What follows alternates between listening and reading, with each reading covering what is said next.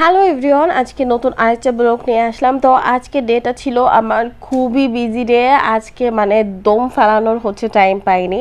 আজকে বাসা থেকে বের হয়েছি সকাল 8টা থেকে শুরু হয়েছে আমার বাসার থেকে বের হয়ে কাজ, বাট অলরেডি এখনও শেষ হয় নাই। তো আজকে বাসা থেকে ফার্স্ট অফ অল বেরোলাম। বাসার সিনারিটা তো আপনারা দেখলেনই।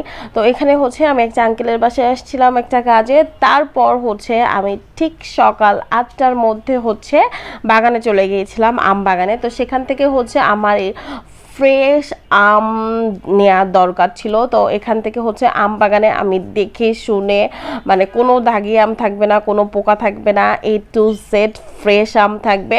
তো এই আমটা আমি 8টার দিকে আর কি নিতে গেছি। তো টোটালি কাজ টাজ করে আমার সময় লেগে গেছে 10টায়। এই যে আমার পছন্দের ফুচকার দোকান এখনও শুরু হয়নি, কেবলমাত্র বের করছে। তো যাই হোক, এখান থেকে যে আমি ব্যাংকে গিয়েছিলাম। ব্যাংকে অনেক বেশি কাজ ছিল, সেখানে আবার আধা ঘন্টা কাজ করেছি। আজকে মোটামুটি আমার অফিসিয়াল যত কাজ ছিল, অফিসিয়াল যত ডকুমেন্টের কাজ ছিল, উপজেলা পৌরসভা করে এই সব করতে করতে 12:30 অলরেডি বেজে গেছে। আর আমার ঢাকাতে যাওয়ার কথা ছিল 1টার সময়, বাসের টিকিট ছিল 1:15-তে।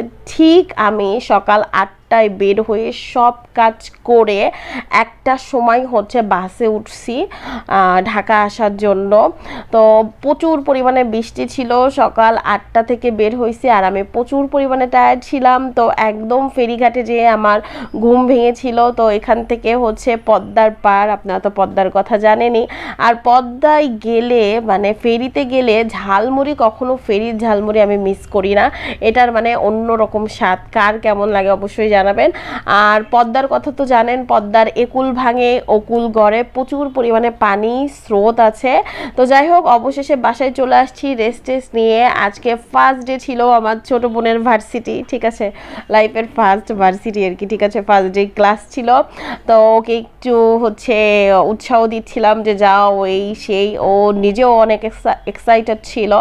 তারপরও দেখলাম মানে মুষলধারে বৃষ্টি হচ্ছে। যাই হোক, এতক্ষণ জার্নি করে আজকে একটু রেস্ট নেব।